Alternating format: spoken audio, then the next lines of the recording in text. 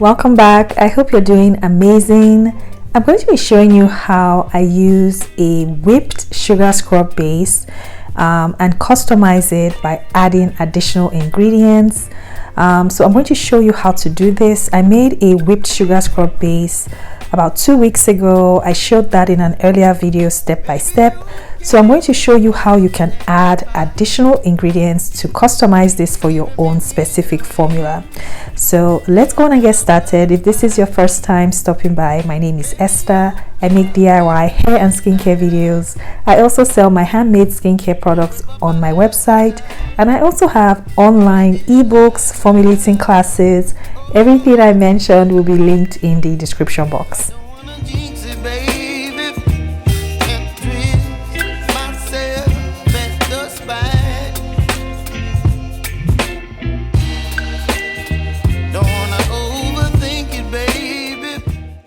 So if you did not watch the earlier video showing how I made this whipped sugar scrub base, I'm going to link it in the description box.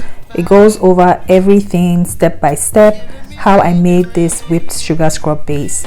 So that is basically the foundation for the formula that I'm going to be sharing, and also for this whipped sugar scrub that I'm going to be making.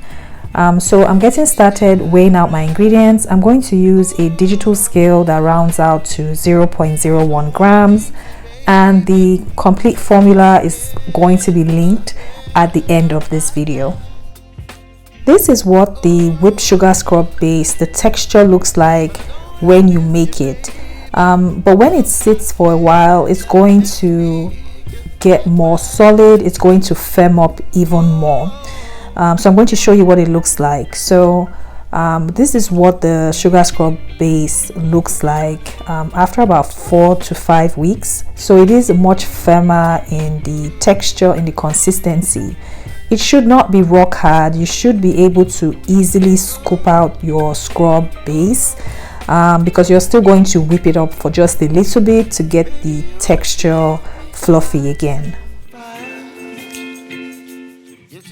So the beauty about using the scrub base is really to save time for convenience, especially if you're someone that likes to use different scents, fragrances, essential oils. Maybe you want to use colorants, micas, or you want to add different herbal powders. So the scrub base makes this whole process so much easier.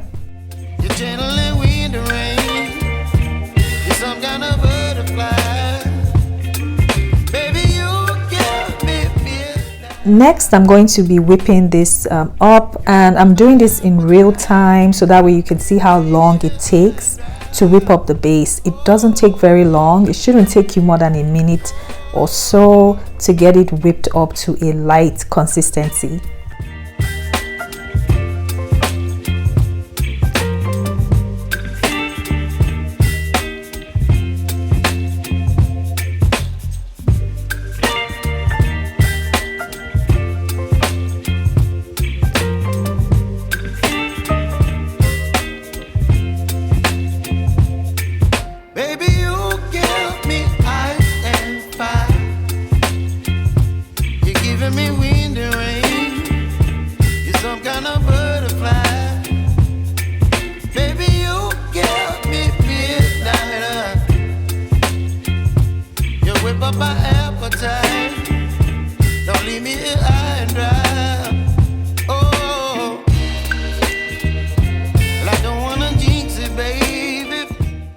So now I'm going to add in my additional ingredients. So whenever I'm using additives or extra ingredients in my scrub base, I try to not add too much. Yes, it's already been preserved, but adding too many ingredients, you can maybe destabilize your scrub.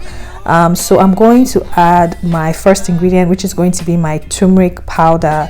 As a general rule, I personally like to keep my additives anywhere from 3 to 5% in my formula. So I'm adding in my turmeric powder. If you have an additional powder you want to use or an alternate powder, you can add it at this stage.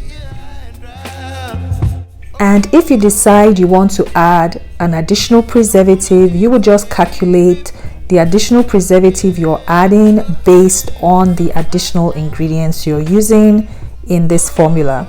So I'm going to go ahead and add in my orange peel powder, and like I said, you can always change out the powders. You can use alternate powders as long as they are dried herbal powders. They are okay to use in the scrub. I also want to point out, because I was asked in the last video about adding like surfactants, cleansing ingredients to the scrub. This whipped sugar scrub is an emulsified sugar scrub, and it is completely different from a foaming sugar scrub that uses cleansing ingredients like surfactants. If you would like to see a video about foaming sugar scrubs, I'm more than happy to do one. Just let me know in the comments. To scent the scrub, I'm going to be using orange essential oil, and I also added some lavender essential oil. You can also use fragrance oils if you prefer to do that, or you can leave the scrub unscented.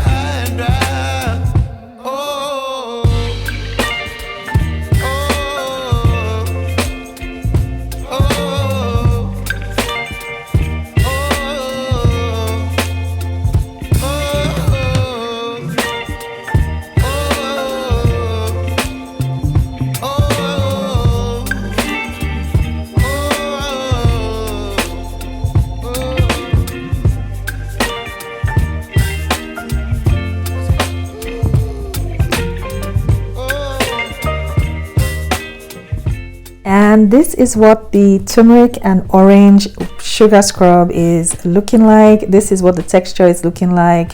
And with the scrub base, even though it looks light and fluffy now, it is going to firm up slightly. It's not going to become rock hard or anything like that. It's going to be soft, and it's going to be easy to apply.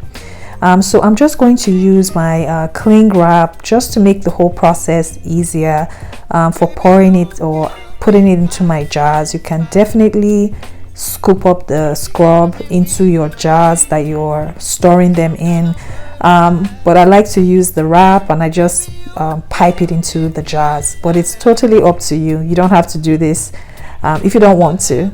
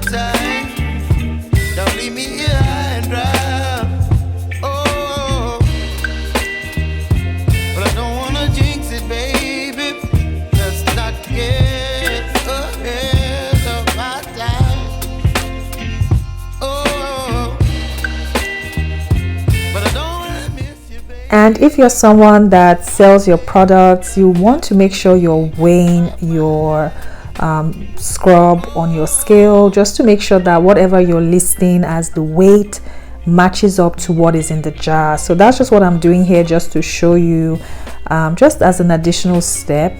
But of course, if you're making your products at home just for your own DIY, you don't need to weigh them. So, but I just wanted to show this to you, just in case someone asked me that question. But using the scrub base definitely saves you time, because if you're using, or if you have different maybe scent options or fragrance options, you can just split your scrub base into different batches, and then you can just add your scents, the different scents to the different batches that you're making. Hopefully this makes sense, but I hope this helps, because I got a lot of questions about how do you use the scrub base, how do you add your extra ingredients. Just make sure that if you're adding additional ingredients, that they are dried ingredients. Do not add fresh herbs or fresh extracts, anything that's water based to the scrub. Just make sure that anything you're adding is dried and not fresh and does not contain water, because this is an emulsified sugar scrub. So just keep that in mind.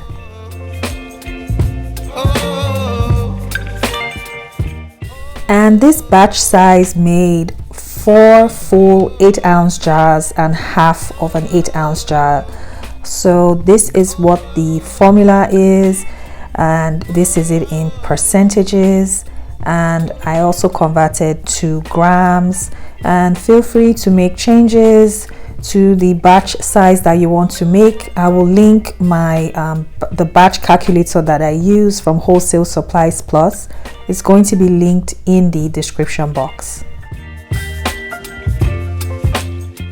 And that is pretty much it. Thank you so much for watching. I hope you found my process helpful. If you have any questions, let me know in the comments. I would love to answer them if I know the answer. But thank you so much for watching. Thank you so much for your support. All the resources I mentioned will be linked in the description box. I'll see you in the next video. Bye.